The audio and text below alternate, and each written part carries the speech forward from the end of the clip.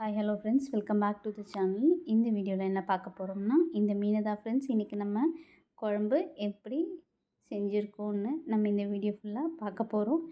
மாங்காய் போட்டு இந்த மீனை தான் நம்ம இந்த குழம்ப ரெடி பண்ணியிருக்கோம். எப்படியெல்லாம் ரெடி பண்ணியிருக்கோன்னு உங்களுக்கு இந்த வீடியோ ஃபுல்லாக நாங்கள் ஸ்டெப் பை ஸ்டெப்பாக காட்டுறோம். வாங்க ஃப்ரெண்ட்ஸ், இந்த வீடியோக்குள்ளே போகலாம். இந்த வீடியோ ஃபஸ்ட் டைம் பார்க்குறீங்கன்னா நீங்கள் கண்டிப்பாக like, share and subscribe friends. அப்புறம் கண்டிப்பாக மறக்காமல் கமெண்ட் பண்ணுங்கள் ஃப்ரெண்ட்ஸ். வாங்க ஃப்ரெண்ட்ஸ், வீடியோக்குள்ளே போகலாம்.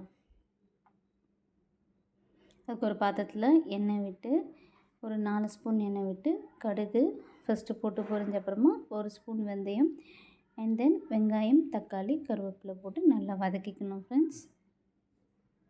அப்புறம் ஒரு 4லேருந்து 5 பச்சை மிளகாய் போட்டுக்கலாம். பச்சை மிளகாய் போடுறதுனால கொஞ்சம் இந்த குழம்பு கொஞ்சம் ஃப்ளேவர் அதிகமாக இருக்கும். ஸோ அதனால் நம்ம பச்சை மிளகாய் ஆட் பண்ணிக்கிறோம்.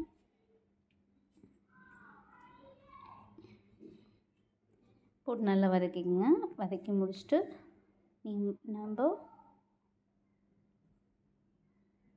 புளி கரைசல் இதில் வந்து நம்ம ஆட் பண்ணுறோம். இந்த புளி கரைச்சி வச்சுருக்கிற தண்ணியில் வந்து நம்ம மிளகாத்தூள் அண்ட் உங்கள் காரத்துக்கு அளவு நம்ம மிளகாத்தூள் இதில் நம்ம ஆட் பண்ணியிருக்கோம். மஞ்சத்தூள் அண்ட் கல்லுப்பு இதெல்லாம் போட்டு நல்லா ஆட் பண்ணி வச்சுருக்கோம். இதை தான் நம்ம இதில் இப்போ கலந்துருக்கோம்.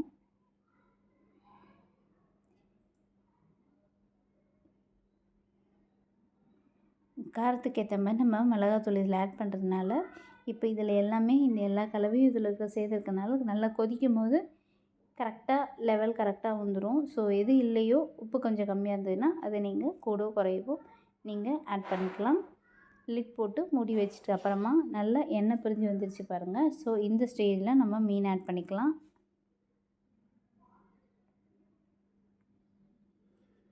மீன் ஆட் பண்ணிவிட்டு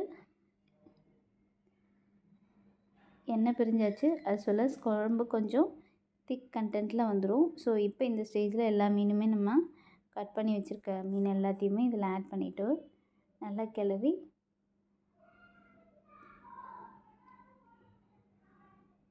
மூடி வச்சிட்டோன்னா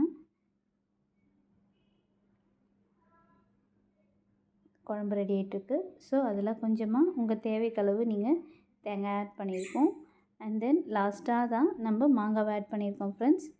ஏன்னா முன்னாடியே போட்டோன்னா மாங்காய் சீக்கிரம் கரைஞ்சிரும். ஸோ லாஸ்ட்டு தேங்காய் அரைச்சி ஊற்றுனதுக்கப்புறமா தான் நம்ம லாஸ்ட்டு ஸ்டேஜில் மாங்காய் போட்டு ஒரு 2 to 3 செகண்ட்ஸ் கொதிச்சா போதும். இதில் நமக்கு மீன் குழம்பு தயாராகிடுச்சு ஃப்ரெண்ட்ஸ்.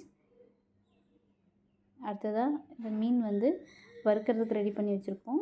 ஸோ அதையும் இப்போது வறுத்துட்ருக்கோம். இந்த வீடியோ பிடிச்சிருந்துன்னா கண்டிப்பாக கமெண்ட் பண்ணுங்கள் ஃப்ரெண்ட்ஸ்.